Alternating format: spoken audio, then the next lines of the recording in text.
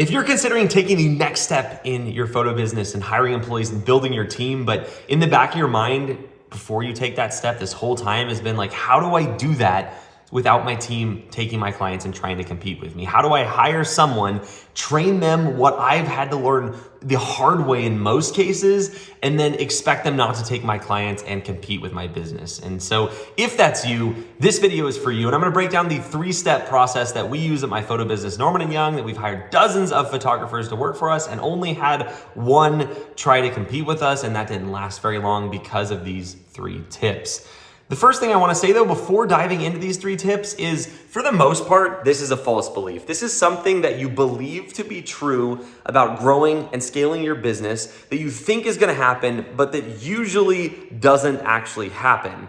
And the people who do have it happen to them, it does because they don't follow these 3 steps that I'm about to show you in general. So step number 1 is we hire people who aren't looking to build a business. We hire people who just simply want a job. And I know for us business owners, we can be like, who is that? Like, everybody just is waiting to start a business for the right time. And maybe the right time is when I give them all my secrets. And that just could not be further from the truth. The vast majority of people, while many of them may say they want a business, they don't actually want a business. They won't take the steps to have a business because it's hard to start a business. And if you've scaled your photo business to the point where you're thinking about hiring someone, it probably means you're doing somewhere between $10,000 and $20,000 a month in sales. It takes work to build that. Having a job would just be so much easier and would probably make you more money over the short term. So most people, you just have to know, are simply not looking to start a business, but we try to make sure of that during the interview process. And that's the whole point of an interview, right? You're making sure that they are a good fit for your company and that what they're trying to do in their life goals align with what you can provide them. And here's the thing that I think is really important.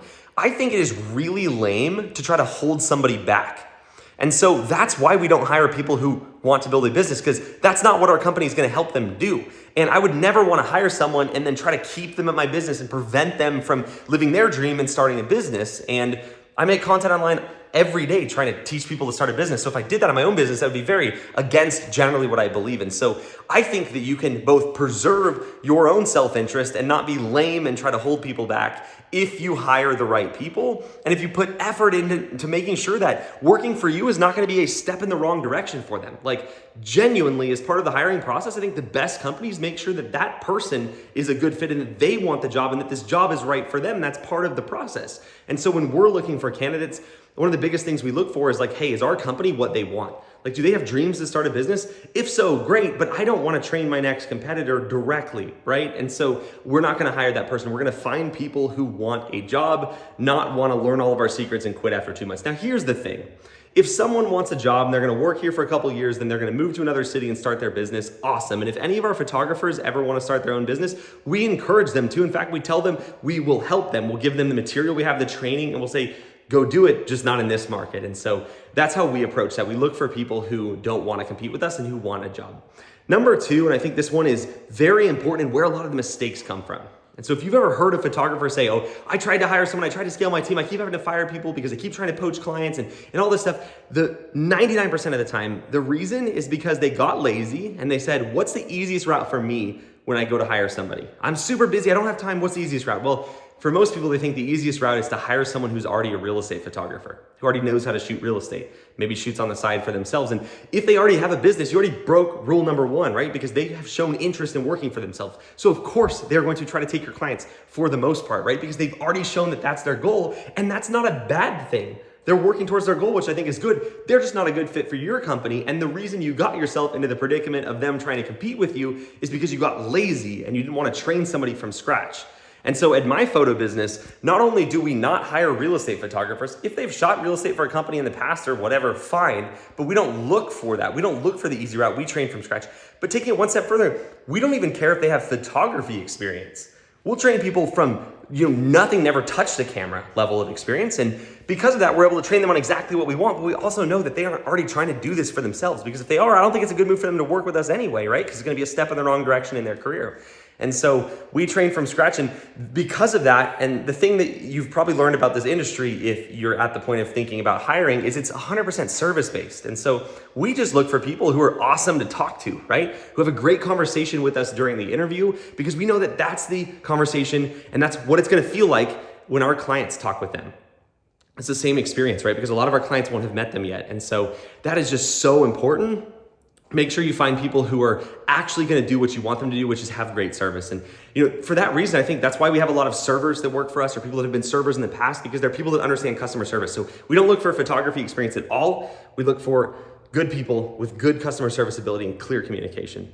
Then number 3, and this is like the most simple one of them all, but that so many people get wrong, is we don't underpay our team. My goal is not to get the cheapest wages possible at my company. That's a road in the wrong direction, right?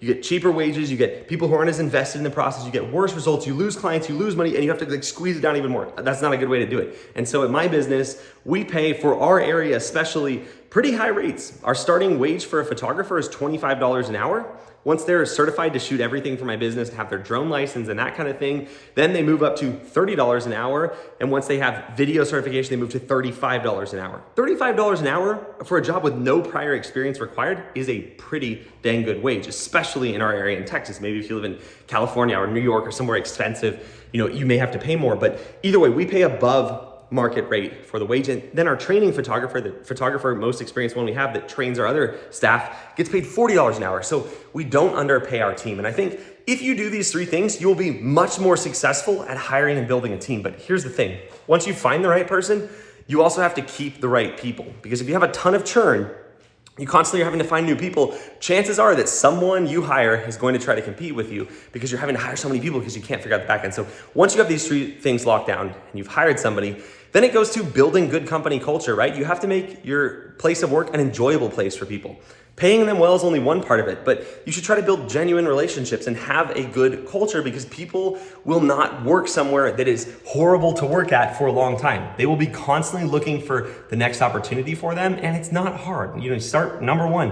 You don't be hard to work for. You shouldn't be a super demanding leader or boss. That's not a leader, right? That's a boss, and you don't want a boss, you want a leader.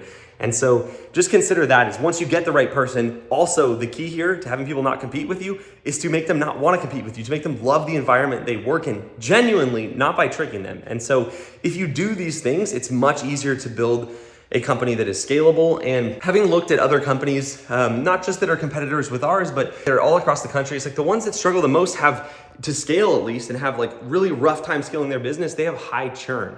They keep employees for a couple weeks at a time or a couple months at a time, and you can't do that. And so while the first 3 steps that I told you are very important, you also have to make sure that you build a good culture and retain your employees. Because if you don't do that, you're just, you're walking 3 steps up and 3 steps back every time you have to get rid of your team members. So that's what I have for you today on this topic. Don't let the false belief of that everybody's trying to steal from you and build a business prevent you from doing what you could in your business, because that sucks and life's definitely too short for that. And so that's what I got for you today. If you're interested in having my team one-on-one, myself and my team, help you start or scale your business and help you figure out what it's going to look like to hire and build your team, we'd love to talk more with you. We have a limited number of coaching spots we open up every month. It's one-on-one coaching, so that's why it's limited. You can find more info about that below and book a call with my team. And it's not a sales call. It's just a call where we're going to talk with you about your goals, and if what you want aligns with what we help people with, we'll give you more information about what working with us would look like. But that is all for this video. Hope you got a ton of value out of it, and I'll see you in the next one.